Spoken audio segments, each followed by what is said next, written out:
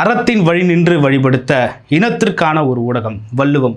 Subscribe செய்து உறுதுணையாகுங்கள், பொருளாதாரம் கொடுத்து பெருந்துணையாகுங்கள். வள்ளுவம் நேயர்களுக்கு வணக்கம். அரசியல் பேசு நிகழ்ச்சிக்கு உங்களை வரவேற்பதில் மகிழ்ச்சி. நம்மோடு இணைந்திருக்கிறார் மூத்த பத்திரிகையாளர் திரு மணி அவர்கள். சார் வணக்கம். சார் வணக்கம். சார், அரசின் மீதான விமர்சனம் நாளுக்கு நாள் எதிர்க்கட்சிகள் அதிகரிச்சுட்டே போகுது. தமிழ்நாடு அரசின் மீதான தாவேக அரசின் மீதான விமர்சனங்களை எதிர்க்கட்சிகள் அதிகரிச்சுட்டு போகிறதுக்கான காரணம் அர்த்தமுள்ள விமர்சனமா இல்லை அரசியல் நோக்கமுள்ள விமர்சனமா என்ற ஒரு கேள்வி. ஒரு அரசுக்கு 90 நாட்களாவது குறைந்தபட்சம் தேனிலவு காலம் தேவைப்படுகிறது. ஆனால் 90 நிமிடம் கூட நாங்கள் கொடுக்க மாட்டோம், உடனே உடனே உடனே உடனே எல்லாம் நிறைவேறணும்னு எதிர்க்கட்சிகள் அப்படியே துடியாய் துடிக்கின்றன. குறிப்பாக திமுக 5 ஆண்டு காலத்தில் இவர்கள் எதை சாதித்து கிழித்தார்கள் என்பது எல்லோருக்கும் தெரியும். முன்னாள் முதலமைச்சரே தோற்கடிக்கப்பட்டிருக்கிறார். அந்த தோல்வியை ஏற்றுக்கொள்ளக்கூடிய பெருந்தன்மை துரதிருஷ்டவசமாக இன்றைக்கு அவர்களுக்கு இல்லை. அதனால தான் புதுசாக வந்த ஒரு ஆட்சிக்கு ஒரு 6 months கொடுப்பாங்க, அல்லது 3 months மினிமம்.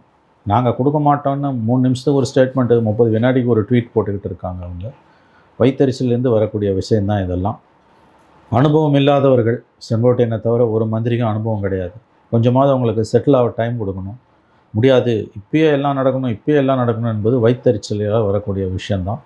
தொடர்ந்து இப்படியே பண்ணி கவர்மெண்ட்டு கவுந்ததுன்னா அடுத்த எலெக்ஷன் வந்ததுன்னா இதை விட கூடுதலாக தாவேகா ஜெயிக்கும். உள்ளதும் போச்சுன்னு இவர்கள் மறுபடியும் வைத்தறிச்சலில் வயிற்றில் அடித்து கொண்டு கதறுவார்கள். கடந்த காலங்களில் இவங்க ஆட்சிக்கு வந்தப்போ சொன்ன வாக்குறுதிகளை எப்போ நிறைவேற்றினாங்க?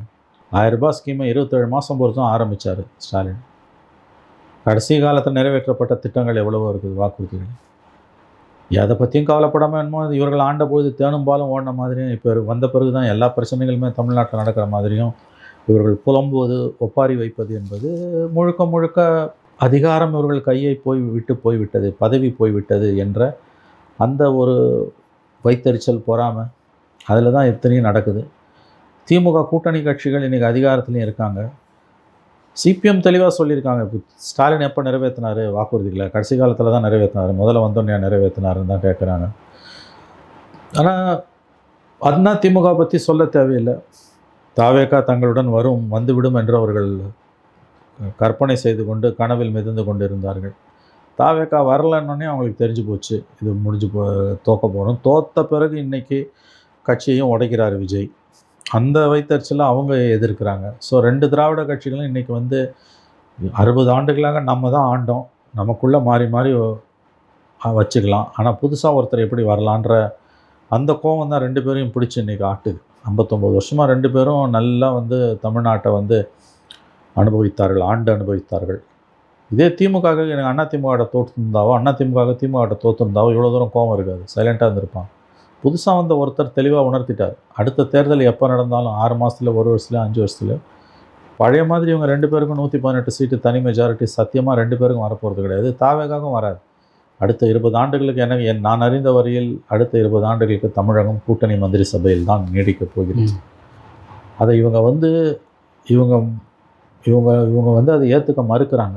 மனசுக்கு தெரியுது, அறிவுக்கு தெரியுது, மனசு ஏற்றுக்க மறுக்குது. அது அதனால தான் இவங்க எப்படியாவது கவர்மெண்ட்டு கவுந்துராதான்னு ஆளாய் பறக்கிறார்கள், துடியாய் துடிக்கிறார்கள். அவ்வளோ சீக்கிரம் கவுந்ததுன்னா இவங்க நிலைமை இதை விட மோசமாகும். 47 இருக்க அதிமுக அந்த நம்பரை வாங்காது, 59 இருக்க திமுக அந்த நம்பரையும் வாங்காது. இதை விட மோசமாக இவங்க போவாங்க. 5 வருஷமாக ஆளை அனுமதிச்சுட்டு போனீங்கன்னா வேணால் உங்களுக்கு ஒரு வாய்ப்பு இருக்குது. அதற்கு முன்னால் கவுத்திங்கன்னா, அல்லது தானாகவே ஒருவேளை இந்த கவர்மெண்ட்டு கவுந்ததுனாலும் அதற்கான பலனை குறிப்பாக திமுக அனுபவிக்கும். மக்கள் கோபம் அவர்கள் மீது தான் திரும்பும், அவர்கள் பக்கம் திரும்பும். ஆகவே தங்கள் சொந்த நலன் கருதியாக அவர்கள் இந்த அரசை ஒரு 3 மாத காலமாவது பெரிய விமர்சனங்கள் இல்லாமல் ஆள விட வேண்டும். ஆனால் அவங்க திருந்த மாட்டாங்க. ஏன்னா இந்த 5 ஆண்டுகள் அவர்கள் அனுபவித்த பதவி சுகம் என்பது அந்த மாதிரியானது. அவங்களால பதவி இல்லாமல் இருக்க முடியல. அடுத்த தேர்தலிலும் பதவி கிடைக்கும் என்பதற்கு உத்தரவாதம் இல்லை. அதனால் அவர்கள் வயிற்று அலிச்சலில் புலம்புகிறார்கள். திமுக அதிமுக மட்டும் இல்லாமல் எல்லா எதிர்க்கட்சிகளும் தாவேகாவை, விஜயை, தாவேகா அரசை தொடர்ந்து விமர்சிச்சாங்க. ஒரு கவர்மெண்ட்டு செட்டில் ஆகிறதுக்கு எவ்வளோ நாள் வேணுங்க சொல்லுங்கள்? இன்றைக்கி என்ன தேதி? 30 மே சார். 30 என்னைக்கு பதவி ஏற்றாரு? 10 மே. 10 எவ்வளோ நாள் ஆகுது? 20 நாள் ஆகுது. 20 நாளில் அப்படியே வானத்தையே வில்லா வளைச்சு தேனும் பாலும் ஓடணுமா? கொஞ்சமாவது மனசாட்சி வேணும். 6 மாதம் கூட கிடையாது, 3 மாதம் கொடுங்க. ஏன்னா இப்போயே ஆகணும். ஏன் மற்றவங்களாம் குதிக்கிறாங்க? மற்றவங்களுக்கும் வைத்தறிச்சல் தான். அமமுக, அதிமுக தவிர அமமுக, பாமக அத்தனை பேருக்கும் வைத்தறிச்சல் தான் உங்களுக்கு. இதுக்கு முன்னால் அதிமுகவும் திமுகவும் வரும்போது இப்படி தான் கேட்டாங்களா? 10 நாள் 20 நாளில் அதை பாரு இதை பாருன்னு எழுதி வைத்துக் கொள்ளுங்கள். இது கடந்த காலங்களைப் போல வந்த தீர்ப்பு அல்ல. அவங்க கட்சிக்கு கட்டமைப்பே இல்லாமல் அவங்க ஜெயிக்கிறாங்க. உங்கள் பகுதியில் இருக்கக்கூடிய தாவேகா வட்ட செயலாளர் யாருன்னு உங்களுக்கு தெரியுமா? தெரியாது. எனக்கு தெரியாது. திமுக செயலாளரை தெரியும், அதிமுக செயலாளரை தெரியும். அப்போ ஒரு பெரிய மாற்றம் நிகழ்ந்திருக்குது. கீழே எம்எல்ஏ யாருக்குன்னே தெரியாமல் ஓட்டு போட்டுடலாம், இன்றைக்கும் தெரியல. அப்போ மக்கள் கடந்த காலங்களில் இருந்த இந்த 2 பேரும் வேணான்னு தூக்கி எரிஞ்சிருக்காங்க. இப்போ போய் மறுபடியும் நோண்டினீங்கன்னா இதை விட அதிகமாக 200 சீட்டு ஜெயிப்பாங்க. அதனால தான் சொல்கிறோம், கொஞ்சம் அமைதியாக இருங்க. இதில் இவங்க கத்துறாங்க அவங்க கத்துறாங்கன்னா திமுக அதிமுக புலம்பும்போது இவங்களும் சேர்ந்து புலம்புறாங்க, அவ்வளோதான். அதே பார்த்தீங்கன்னா இப்போ விசிகா இடதுசாரிகள் ஐயுஎம் எல்லாம் கத்துறது குறைஞ்சிருக்குது. மந்திரி சபைக்குள்ளே போனது இடதுசாரிகள் உள்ளே இழுத்து போட்டால் குறையாது. ஆளை விடுங்கய்யா, அதை தான் சொல்கிறாரு அவர் பேர் என்ன, அந்த சுரேஷ் கோபி யாரோ கூட சொன்னாங்கல்ல, ஆளை விடுங்க. நீங்கள் ஒரு 10 நாள் கூட ஆகலை, 20 நாள் கூட ஆகலை, அதுக்குள்ளே நீங்கள் இப்படிலாம் இம்சை பண்ணிங்கன்னா உங்களுக்கு எதிராக தான் திரும்பும். அது இந்த சின்ன கட்சிகள் உட்பட புரிந்து கொள்ள வேண்டிய விஷயம். நீங்கள் வைத்தறிச்சலில் புலம்ப நாளைக்கு ஏதாவது ஒரு திடீர் நிகழ்வுகளால், எதிர்பாராத நிகழ்வுகளால் ஒருவேளை அரசு கவிழுமையானால் வேறு யாராலையும் இந்த சட்டமன்றத்துக்குள்ளே ஆட்சி அமைக்க முடியாது. நம்பர் கிடையாது. 108 118 ஆகிறது ஈஸி. 59 118 47 118 ஆக முடியாது.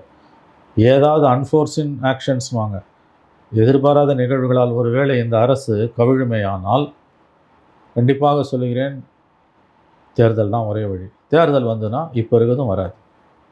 அப்போ எத்தனை தடவை தேர்தல் போவீங்க? திரும்ப தேர்தல் போகும், மக்கள் வெறுப்படைவார்கள். ஆனால் அதை பற்றி கவலை இல்லாமல் இவர்கள் ஆடிக்கொண்டிருக்கிறார்கள். தொடர்ந்து இந்த ஆட்டத்தை இவர்கள் நடத்துவார்கள், ஆனால் இதற்கான விலையை அனுபவிப்பார்கள். சார், மக்களும் வீதியில் இறங்கி போராடுறதை பார்க்குறோம். சூலூர் அந்த பிரச்சனையில் மக்கள் பெரிய அளவில் எல்லா காலத்துலையும் போராடுவாங்க. இப்போ நீங்கள் என்ன சொல்ல வரீங்க? மின்வெட்டு பிரச்சனையில் மக்கள் போராடுறாங்க. என்ன பண்ணணும்னு சொல்லுங்க. விஜய் ராஜினாமா பண்ணிட்டு தேர்தலுக்கு போகணுன்றீங்களா? என்ன மக்களோட பிரச்சனையை எதிர்க்கட்சிகள் பிரதிபலிக்கிறாங்க, அவ்வளோதான். ஸ்டாலின் காலத்தில் இல்லையா? அது போராட்டம் எல்லா காலத்துலேயும் தான் இருந்திருக்குது. திட்டமிடல் இல்லை, புதுசாக வந்திருக்கான், ஒன்று செட்டில் ஆகிறதுக்கே நாளாகும். எத்தனை முறை நீங்கள் உங்கள் கேள்வியை மாற்றி கேட்டிங்கனாலும் இதுதான் பதில். ஓகே சார், அமைச்சர் கீர்த்தனா அவர்கள் ஒரு ரீல்ஸ் போட்டு முதலீட்டாளர்களை ஈர்க்கிறேன்னு சொல்லிட்டு அது சமூக வலைதளங்களில் ஒரு பெரிய விமர்சனத்தை என்ன இப்போ சொல்லியிருக்காங்க? ரீல்ஸில் என்ன சொல்லியிருக்காங்க? முதலீட்டாளர்களை ஈர்க்கிறோம், அதில் என்ன தப்பு? ரீல்ஸ் போட்டு தனிப்பட்ட முறையில் தன்னை விளம்பரப்படுத்திக்கிட்டா, அல்லது வேறு ஏதாவது ஆபாச செய்கைகளை செய்தால், அல்லது ஏதாவது அற்பத்தனமான நகைச்சுவைகளை பேசினால் தவறு. ரீல்ஸ் போட்டு முதலீட்டாளர்களை அழைப்பதில் என்ன தவறு? முதல்ல ரீல்ஸ் போடுறதால முதலீட்டாளர்கள் வரமாட்டாங்க. முதலீட்டாளர்கள் வருவதற்கு இங்கே இருக்கக்கூடிய சூழல் வசதியானதாக இருக்கணும். அதெல்லாம் இனிமேல் வரும்போது தான் தெரியும். புதுசாக அந்த பதவியேற்ற அமைச்சர் 20 நாள் தான் ஆகுது கவர்மெண்ட் தொழில் முதலீடுகள் என்பது ரீல்ஸ் மூலமாலாம் வரப்போகிறது கிடையாது. அப்படி இருக்கும்போது அவங்க ஏதோ ஒரு சின்ன அளவில் ஏதோ ஒரு அது ஒரு சாதாரணமான விஷயம். அதை போட்டு அதில் குறை சொல்கிறதுக்கு எதுவும் கிடையாது. அடுத்தடுத்த காரியங்கள் அவங்க என்ன செய்ய போகிறாங்க? இப்போ டெல்லிக்கு போயிட்டு வந்தாங்க. டெல்லிக்கிட்ட இவங்க வைத்த கோரிக்கைகள் என்னன்னு பார்க்கும்போது 4 கோரிக்கையை தவிர வேறு பெரிய அளவில் கோரிக்கை எதுவுமே வைக்கல. அதெல்லாம் விவாதத்துக்குரியது. முதல் முறையாக பிரதமரை சந்திக்க போகும்போது இன்னும் பெரிய அளவில் நீங்கள் உங்களுடைய கோரிக்கைகளை வைத்திருக்க வேண்டும் என்பது. ஸ்டாலின் 63 கோரிக்கையை வச்சிருந்தாரு, எடப்பாடி பழனிசாமி அதிகமாக வச்சுருந்தாரு, இவங்க 4 தான் வச்சாங்க. இது தவறு. உண்மையிலே இவங்க கூடுதலாக சில விஷயங்களை செய்திருக்க வேண்டும். அது தவறு, கண்டிப்பாக அவங்க செஞ்சிருக்கணும். மேபி அடுத்த முறை சந்திக்கும் போது அதை செய்யலாம். நீங்கள் அந்த மாதிரியான குறைகளை சுட்டி காமிச்சா ஓகே. ரீல்ஸ் போட்டு தொழிலதிபர்களை வாங்கன்னு சொல்கிறது ஒன்றும் தவறு கிடையாது. அது ஒரு சின்ன விஷயம். அதை பார்த்துட்டு எவனும் வரப்போகிறது கிடையாது, வராமல் இருக்க போகிறதும் கிடையாது. தொழில் முதலீட்டுக்கான சூழல் இங்கே நிலவுதான் தான் அவங்க பார்ப்பாங்க. கீர்த்தனா புதியதாக வந்திருக்கக்கூடிய ஒரு அமைச்சர், அவருக்கு அனுபவம் இல்லை, அதனால் அவர் ரீல்ஸ் எல்லாம் போடுறாரு. ரீல்ஸ் போடுறது ஒன்றும் தப்பு கிடையாது. ரீல்ஸுக்கு பிறகு நீங்கள் அடுத்து என்ன தொடர் நடவடிக்கை எடுக்கிறீங்கன்றது தான் கேள்வி. அதனால் ரீல்ஸை வச்சு ஒன்றும் குரல்லாம் சொல்ல முடியாது. சார், தொடர்ந்து அமைச்சர்கள் ஆய்வுகள் ரீல்ஸ் அப்படின்னு சொல்லிட்டு போயிட்டு நம்ம பார்க்குறோம். நேற்று கூட அறநிலையத்துறை அமைச்சர் ரமேஷ் அவர்கள் ஒரு ஆய்வுக்கு போய் 2000 ரூபா 4000 ரூபா ஸ்பெஷல் தரிசனத்துக்கு வாங்குறாங்க அப்படின்னு சொல்லிட்டு அது ஒரு பெரிய பேசு பொருளாக நேற்று முழுக்க மாறி இருந்ததை நம்ம பார்க்குறோம். இந்த ஆய்வுகள் அதுக்கு பின்னாடி ஏற்படுற தாக்கங்களை எப்படி பார்க்கலாம்? ஆய்வுகள் நியாயமானவைங்க. மந்திரிங்க ஆய்வுகளுக்கு போகணும். ஏன்னா புதுசாக வந்திருக்காங்க, அவங்க கற்றுக்கணும். லஞ்சம் தலைவிரிச்சு தான் ஆடுது. லஞ்சம் என்பது தனி மனிதன் சம்மந்தப்பட்டதில்லை, அமைப்பு. அது 4 பேரை சஸ்பெண்ட் பண்ணுறதால ஒன்றும் நிலைமை மாறப்போறதில்லை. ம். ஓரளவாவது கட்டுப்படுத்த முடியுமான்னு தான் பார்க்கணும், வழியே லஞ்சத்தை முழுவதும் ஒழிக்க முடியாது. அமைச்சர்கள் எம்எல்ஏக்கள் ஆய்வுக்கு போவது என்பது நியாயமானது, அது அவங்களோட உரிமை. ம். இந்த ரீல்ஸ் போடுறதை பொறுத்த வரைக்கும் எல்லா நேரங்களையும் ரீல்ஸ் போட வேண்டிய அவசியம் கிடையாது. சில நேரங்களில் ரீல்ஸ் போடுவது தவிர்க்க முடியாததாகிறது. அதிகாரம் இல்லாதவர்கள் ஆய்வுக்கு போவது தவறு. இப்போ தாவேகாவுடைய கட்சிக்காரர்கள் போகிறதுக்கு அவங்களுக்கு எந்த அதிகாரமும் கிடையாது. ஆனால் ஒரு எம்எல்ஏவோ மந்திரியோ போகிறதுக்கு அவங்களுக்கு எல்லா உரிமையும் இருக்குது. எந்த எம்எல்ஏவும் ஆய்வுக்கு போகலாம், எதிர்கட்சி எம்எல்ஏவோ ஆய்வுக்கு போகலாம். அது ஒன்றும் தப்பு கிடையாது. அது குறைகளை கண்டறிவதற்காக புது அமைச்சர்கள் அவங்க நிர்வாகத்தை புரிஞ்சுக்கிறதுக்காக போகிறாங்க இன்றைக்கி. அதில் ஒன்றும் நாம் குறை காண்பது சரியாக இருக்காது. ஓகே சார், அன்புமணி அவர்கள் சொல்லியிருக்காரு, ராஜினாமா செய்யப்பட்ட எம்எல்ஏக்கள் மீண்டும் தேர்தலில் அதே எம்எல்ஏக்கள் விசில் சின்னத்தில் போட்டியிட்டால் அவர்களுக்கு எதிராக பொது வேட்பாளரை எல்லா எதிர்க்கட்சிகளும் சேர்ந்து நிற்க வைக்க வேண்டும் என்று சொன்னார். சாத்தியமா சார்? அது ரொம்ப சுவாரஸ்யமான ஒரு கருத்து, ஒதுக்கி தள்ள முடியாத கருத்து. அது எதிர்க்கட்சிகள் செஞ்சாங்கன்னா ரொம்ப இன்ட்ரெஸ்டிங். அது அது அது வந்து ஒரு முக்கியமான நிகழ்வாக பார்க்கப்படும். தாவேகாவுக்கு அது நெருக்கடியாக மாறும். நடைமுறையில் அது எப்படி சாத்தியமாகும் நமக்கு தெரியாது. திமுகவும் அண்ணா திமுகவும் ஒரு கேண்டிடேட் ஆதரிப்பாங்களா? அப்போ ஆதரித்தாங்கன்னா எடப்பாடி பழனிசாமியை முதலமைச்சராக உதயநிதி ஸ்டாலின் முயற்சி செய்தார் என்ற குற்றச்சாட்டு ஏற்கனவே வலுவான குற்றச்சாட்டு. கம்யூனிஸ்ட் கட்சிகள் இன்னமும் சொல்லிக்கணும். மு. வீரபாண்டியன் புதிய தலைமுறைக்கு கடந்த வாரம் கொடுத்த பேட்டியில் கூட அப்படி ஒரு முயற்சி நடந்தது என்பதை உண்மை என்கிறார். சிபிஎம் பொதுச் செயலாளர் எம்ஏ பேபி உண்மை என்கிறார். சிவி சண்முகம் உண்மை என்கிறார். அப்போ அந்த குற்றச்சாட்டு உண்மையாகும். திமுகவும் அண்ணா திமுகவும் ஒரு வேட்பாளர் ஆதரிக்கிறாங்கன்னா விஜய் ஆட்சிக்கு வரவிடாமல் தடுப்பதில் திமுக அதிமுகவை முன்னிறுத்தியது என்ற குற்றச்சாட்டு உண்மையாகும். அப்போ சராசரி ஒரு அதிமுக தொண்டன் திமுகவும் ஆதரிக்கக்கூடிய ஒரு வேட்பாளரை எப்படி ஆதரிப்பான்? அங்கே அந்த நெருக்கடி இருக்குது. கேட்பதற்கு சுவாரஸ்யமானது பொது வேட்பாளரை நிறுத்த வேண்டும் என்பது. நடைமுறையில் இருக்கக்கூடிய சிக்கல், திமுகவும் தாவேகாவும் ஒரே வேட்பாளரை ஆதரிப்பார்களா? அது நடந்ததுன்னா அரசியல் அடிப்படையில் மாற்றம் காணுதுன்னு அர்த்தம். அதெல்லாம் அவ்வளோ சீக்கிரம் நடக்காது. பொது வேட்பாளர் சாத்தியம் இல்லை. அந்த அந்த அந்த கருத்து ரொம்ப சுவாரஸ்யமான கருத்து, இன்ட்ரெஸ்டிங். பட் அது நடைமுறையில் சாத்தியம் இல்லை என்று தான் நான் கருதுகிறேன். சார், எம்எல்ஏக்கள் ராஜினாமா செய்தது அநீதி என்ற புள்ளியில் பொது வேட்பாளரை எல்லா கட்சிகளும் ஆதரிக்கும். அதைத்தான் நான் சொல்கிறேன். அது அநீதி என்றதை நான் ஏற்றுக்கொள்ள மறுக்கிறேன். அவங்க போய் அதே சிம்பலில் சேர்ந்தாங்கன்னா அவங்களுக்கு பதவி போயிடும். 3/2 பங்கு போய் சேர்ந்தாங்கன்னா தப்பிச்சுப்பாங்க. ஆனால் இவங்க 25 பேர் 3/2 பங்கும் கிடையாது. 3/2 பங்குனா 47ல் 3/2 பங்கு 32. ஒருவேளை 32 பேர் வெளியில் வந்திருந்தா 32 பேரும் தனியாக நின்று இருந்தாலும் பதவி போயிருக்கும். அந்த 32 பேர் போய் மெர்ஜாக இருக்கணும். அப்படி நடந்ததுன்னா சட்டப்படி அது செல்லுபடி ஆகும், தப்பிச்சுக்கலாம் அவங்க உச்சநீதிமன்ற தீர்ப்புகளின்படி. ஆனால் என்னை பொறுத்தவரையில் அது தர்மப்படி, நியாயப்படி, பொலிட்டிக்கல் மொராலிட்டி தப்பு.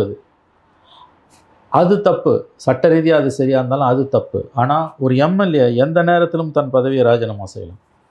நிரந்தரமாக அவர் ஒன்றும் எந்த கட்சிக்கும் வாழ்க்கைப்பட்டவர் கிடையாது. இதை நம்ம முதல்ல புரிஞ்சுக்கணும். நான் ராஜினாமா பண்ணுறதுன்றது என் உரிமைங்க. உன் சிம்பலில் நான் நின்றுட்டு நான் இன்னொரு கட்சிக்கு போனால் தப்பு. எங்கள் முகத்தில் காரி உமிழலாம். ராஜினாமா பண்ணிட்டு போகிறதுல என்ன தப்பு இருக்குது? கடந்த காலங்களில் நடக்கலையா?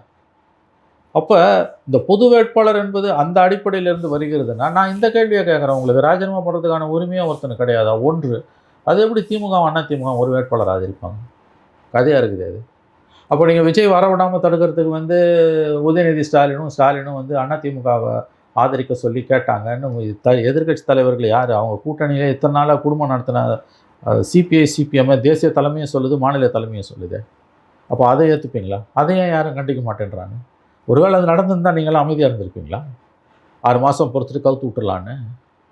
அப்போ எல்லா அட்டூழியமும் தான் நடக்குது. இல்லை குறைஞ்ச அட்டூழியம் ராஜினாமா பண்ணுறது. திமுகவையும் அண்ணா திமுகவையும் நான் சேர்த்து வச்சு கவர்மெண்ட்டு ஃபார்ம் பண்ணுவேன், அண்ணா திமுக கவர்மெண்ட்டை நாங்கள் ஆதரிக்க போகிறோம், நீங்களும் ஆதரிக்கணும்னு இடதுசாரி தலைவர்களையும் திருமாவளவனையும் வச்சு 6ஆம் தேதியோ 7ஆம் தேதியோ, ஐ திங்க் 6ஆம் தேதின்னு நினைக்கிறேன், ஸ்டாலின் அவர்கள் கேட்டாரா கேட்கலையா? அடுத்த நாளே எம்ஏ பேபி சொல்கிறார்ல, இப்படி ஒரு அறிக்கை இப்படி ஒரு ஆலோசனை கேட்டு நாங்கள் அதிர்ந்து போனோம், இது பிஜேபி பின்பக்க வாசல் வழியாக வருது, நாங்கள் ஒப்புக்கொள்ள மாட்டோம்னாரு. அது தோற்ற பிறகு தானே திருமாவளவனை சிஎம்மாக்க முயற்சி பண்ணாங்க. அப்போ எல்லா பாவத்தையும் திமுக பண்ணிவிட்டு இன்றைக்கி பொது வேட்பாளர்னு சொல்கிற கருத்தெல்லாம் என்ன கதை இது? ஆகவே ஒரு எலெக்டடு கவர்மெண்ட்டு அவங்களுக்கு 8 சீட்டு 10 சீட்டு குறைஞ்சிது, மக்கள் செக் வச்சாங்க கரெக்டாக. இப்போ இவங்க கூட இருந்தவங்களே போய் ஆதரிக்கிறாங்களா? அவங்க திமுக கூட்டணியில் ஜெயித்தவங்க தான் போய் அங்கே ஆதரிக்கிறாங்க. தேர்தல் வரக்கூடாது, பிஜேபி உள்ளே வந்துடக்கூடாதுன்னு ஆதரிக்கிறாங்க. இப்போதைக்கு வண்டி ஓடுது. இதில் பழசையே பேசிகிட்டு இருக்கிறதால எந்த பிரயோஜனமும் கிடையாதுங்க. இந்த ராஜினாமாவை பொறுத்த வரைக்கும் அதை யாரும் தடுக்க முடியாதுங்க. அது வந்து ஒரு எம்எல்ஏவுக்கு இருக்கக்கூடிய தனி மனித சுதந்திரம், சட்டம் கொடுத்துருக்கக்கூடிய உரிமை. என்னை பொறுத்த வரைக்கும் எனக்கு அது தவறாக படலை. இது பெரிய அளவில் போச்சுன்னா மக்கள் மன்றத்தில் மாரலி அறத்தின்படி நிச்சயமாக தாவேக்காக்கு ஒரு கெட்ட பெயர் வரும். இதோடு அவங்க இதை நிறுத்திக்கணும். இதை தாண்டி கண்டினியூஸாக போனாங்கன்னா சிக்கல் தான் அது. இப்போ வரைக்கும் நிறுத்திக்கிட்டாங்கன்னா தப்பிச்சுக்கலாம். நம்பர் தான் மெஜாரிட்டி இல்லைன்னா என்ன பயம் வருமோ அந்த பயம் வந்திருக்குது, அவ்வளோதான். சார், பெரும்பான்மையை நிரூபிக்க எந்த எல்லைக்கும் போகலாமா கட்சிகள்? தாவேக்கா மட்டும் குறிப்பிட்டு சொல்ல எந்த கட்சிகளும் பெரும்பான்மை நிரூபிக்க எந்த எல்லைக்கும் போகலாமா? எந்த எல்லைக்கும் எவரும் போவார்கள். நீங்கள் மொரார்ஜி தேசாய் மாதிரி ஒருத்தர் இருந்தாருன்னா போக மாட்டார். மற்றவங்க யாராக இருந்தாலும் போவாங்க. அதில் யாருக்கும் வித்தியாசம் கிடையாது. யாருக்கும் வெட்கம் இல்லை. அரசியலில் யாருக்கும் வெட்கம் விவஸ்தை எதுவும் கிடையாது. தூய சக்தி தீய சக்தியெல்லாம் ஒன்று, நானும் என்ன நீயும் ஏமாற்றிக்கிறது தான். பெரும்பான்மையை நிரூபிக்க எந்த எல்லைக்கும் போவார்கள். அதில் எந்த சந்தேகமும் வேணாம். உங்கள் கேள்விக்கான நேரடியான பதில் அதுதான். ஓகே சார், அன்புமணியோட இந்த ஸ்டேட்மெண்ட்டை பார்க்குறப்போ தாவேக்காவை எதிர்க்க அனைத்து கட்சிகளும் ஒன்று சேர வேண்டிய அவசியம் ஏற்பட்டிருக்கிறதா என்ற ஒரு கேள்வி. அப்படிலாம் ஒன்றும் ஏற்படலை. அது ரொம்ப தவறானது. அது ஊருக்கு பயந்தவங்களாம் என் மேலே வந்து படுத்து கொண்டிருக்க கதை அது. இவர் வந்து ஒரே நேரத்தில் அதிமுக திமுக எல்லாரோடையும் தான் இவரும் பேசிக்கிட்டு கிடந்தார். அதனால் அது ஒன்றும் அப்படிப்பட்ட ஒரு பொது எதிரி கிடையாது. தமிழ்நாட்டில் அப்படி ஒரே பொது எதிரின்னா அது பிஜேபி தான், வேறு யாரும் கிடையாது. திமுகவை எதிர்க்க எல்லா கட்சியோடும் யாரும் சேர முடியாது. அதிமுக எதிர்க்கும் யாரும் சேர முடியாது. தாவேக்காவை எதிர்க்கும் யாரும் சேர முடியாது. ஒருவேளை பிஜேபி விஸ்வரூபம் எடுக்குதுன்னா அது எடுக்கலை, அது கட்சிக்கு செல்ஃபே எடுக்கலை. ஒருவேளை பிஜேபி விஸ்வரூபம் எடுக்கணும்னா அந்த பிஜேபி எதிர்க்க வேணால் யாரோட வேணால் சேரலாமே ஒழிய தாவேக்காவை எதிர்ப்பதற்கெல்லாம் பொது வேட்பாளர் என்பது அபத்தமானது. அத்தகைய சூழல் வரவும் இல்லை, வரவும் வராது. ஆட்சி அமைக்கிறதுக்கு முன்னாடியும் அதிமுக திமுக ஒன்று சேரலாம் என்று பேசினார்கள். தாவேக்காவை எதிர்க்க பெரிய கட்சிகள் வந்து சிறிய கட்சிகள் ஏதோ ஒரு ஒன்று சேரணுமோ அப்படின்ற ஒரு கேள்வி பயம் வந்திருக்குங்க இன்றைக்கி. இல்லாட்டி போய் வந்து அந்த ஒரு வாரத்தில் இந்த யோசனை திமுகவில் யார் மனசில் வந்தது? முளையிலே கிள்ளி எறிய வேண்டியது 2 நாள் வச்சு அவங்க நாடகம் ஆடினாங்களா இல்லையா? சார், ஆனால் வேறு சில மாநிலங்களில் இப்படி நடந்திருக்குன்னு சொல்கிறாங்க. அது வந்து வாயில் வந்து வார்த்தைகள் வேறு மாதிரி வருது. அது நல்லா இருக்காது. நாகரிகம் கருதி நான் பேச மறுக்கிறேன். திராவிட மாடலில் செய்யலாமா? 47 பேர் இருக்கவனா நான் ஆட்சியில் உட்கார வைக்க போகிறேன், 59 பேர் இருக்கேன்னாங்க. நீங்களாம் ஆதரவு கொடுங்கன்னு இடதுசாரிகளை பார்த்து விசிகாவை பார்த்து ஸ்டாலின் கேட்டாரா கேட்கலையா? இதை விட ஒரு கீழே போக முடியுமா திமுக? இதை விட ஒரு சரிவு அவலம் திமுக ஏற்பட முடியுமா? விஜய் முதலமைச்சராகக்கூடாதுன்றதுக்காக அந்த எல்லைக்கு திமுக போகுமா? அப்போ திமுக வீழ்த்துறதுக்கு அதிமுக வீழ்த்துறதுக்கு விஜய் எந்த எல்லைக்கும் போவார். அதுவும் அவர் செஞ்சுக்கிட்டு இருக்காரு. அதை அனுமதிச்சாங்கன்னா விஜய் கட்சியை உடச்சிருப்பாங்க. இப்போ அதிகாரத்தில் உட்காந்துட்டு அவர் உடைக்கிறாரு. எல்லாமே நியாயம்னா இதுவும் நியாயம்தான். அதை எதிர்த்து பேச துப்பு இல்லாதவர்கள். அதிமுக ஆட்சியை உருவாக்க திமுக முயற்சி செய்தது என்பது பல தரப்பிலிருந்தும் இன்று உறுதி செய்யப்பட்ட பிறகு, கிராஸ் செக் பண்ணி உறுதி செய்யப்பட்ட பிறகு, அது குறித்து விமர்சிக்காதவர்கள் இன்றைக்கி வந்து தாவேக்காவை பற்றி விமர்சிப்பது பொது வேட்பாளர் என்பதெல்லாம் அவருக்கு என்னங்க பயம்? அவர் கட்சியை உடைக்க போகிறாங்கன்னு பயம். பாமகவில் 2 எம்எல்ஏ ராஜினாமா பண்ணால் அன்புமணி நிலைமை என்ன? தான் கட்சிக்கு அது வரக்கூடாதுன்னு தான் அவர் இதை எதிர்க்கிறார். வேறு ஒன்றும் கிடையாது. எல்லாருக்கும் அவங்கவுங்க பயம். சின்ன சின்ன கட்சிங்களுக்கு காப்பாற்றிக்க முடியல. சார், வெளிப்படையான குதிரை பேரம் நடக்குதுன்னு சொல்கிறாங்க சார். நான் தான் குதிரை சொல்லிட்டேன்னு. ராஜினாமா பண்ணுறது எதை வச்சு குதிரை பேரன்னு? உங்கள்கிட்ட போய் நான் சேர்ந்தா தான் குதிரை பேரன். நான் தான் எனக்கு வேணான்னு போகிறேன்னு. நான் அடுத்த தடவை போகும்போது என்னை தோக்கடி. தாவேக்கால போய் நிற்கிறேன்ல, அங்கே தோக்கடி. மக்கள் மன்றமே உயர்ந்த மன்றம். சிபிஐ விசாரணை கூடவே முடியாது. முதல்ல சிபிஐ விசாரணை வேணும்னா மாநில அரசோட அனுமதி வேணும். நேற்றுக்கு அக்ரி கிருஷ்ணமூர்த்தி அதிமுக எம்எல்ஏ முன்னாள் மந்திரி பேட்டி கொடுக்குறாரு. நாங்கள் சிபிஐ விசாரணை கோருங்க. சிபிஐ விசாரணை உங்களுக்கு கிடைக்காதுங்க. சிபிஐ விசாரணை வேணும்னா மாநில அரசோட அனுமதி வேணும். அதை புரிஞ்சுக்கோங்க. செந்தில் பாலாஜி கைது செய்யப்பட்ட அடுத்த நாள் 2023 செந்தில் பாலாஜி ஜூன் மாதமாக என்னமோ கைது செய்யப்பட்டார். அடுத்த நாள் ஜென்ரல் கன்சென்ட்னு வாங்க. சிபிஐ விசாரணை தமிழ்நாட்டில் நடப்பதற்கு தமிழக அரசு கொடுத்திருந்த அனுமதி வாபஸ் பெறப்பட்டு விட்டது. மோடியே நினச்சாலும் அதிமுக எம்எல்ஏக்களை தாவேக்கா விலைக்கு வாங்குதுன்ற குற்றச்சாட்டில் சிபிஐ விசாரணைக்கு உத்தரவு போட முடியாது. ஒரே ஒரு தான், ஹைகோர்ட்டுக்கோ சுப்ரீம் கோர்ட்டுக்கோ போய் கோர்ட் ஆர்டர் பண்ணி தான் வர முடியும். அதெல்லாம் அவ்வளோ ஈஸி கிடையாது. இங்கே காசு கொடுத்து வாங்கினாங்கன்றது உங்கள்கிட்ட இருக்க மெட்டீரியல் என்ன? அதை சொல்லு. எந்த ஆதாரமும் இல்லாமல் நீ பேசுகிற. நேற்று அவர் பேசுகிறாரு, ரிப்போர்ட்டர்ஸும் கேட்டுக்கிட்டு இருக்காங்க. மீடியா லட்சணம் எப்படி இருக்குது பாருங்கள். சிபிஐ விசாரணை கோருன்றார். ஐயா, நீங்கள் சிபிஐ விசாரணை கோரி பிரயோஜனம் இல்லையா? சிபிஐ விசாரணை வேணும்னா மாநில அரசோட அனுமதி வேணும். இந்த ஜென்ரல் கன்சென்ட்னு சொல்லக்கூடிய மாநில அரசின் அனுமதி முற்றிலுமாக விலக்கிக் கொள்ளப்பட்டு விட்டது. தமிழ்நாட்டில் எந்த வழக்கிலும் சிபிஐ தமிழக அரசின் அனுமதி என்று உள்ளே வர முடியாது. ஒரே ஒரு வழியில் தான் வர முடியும். உச்சநீதிமன்றமோ உயர்நீதிமன்றமோ உத்தரவிட்டால் மட்டும்தான் வர முடியும். நாங்கள் சிபிஐ விசாரணை கோருவோம்னு நீங்கள் கேட்குறது, கோர்ட்டுக்கு போவோம்னு சொன்னீங்களா? சொல்லலை. சிபிஐ விசாரணையே இங்கே நடக்க முடியாதுன்ற புரிதல் கூட இல்லாமல் அதிமுக பேசிகிட்டு இருக்கு. முன்னாள் மந்திரி பேசுகிறார். இதுதான் அதிமுகவோட லட்சணம்.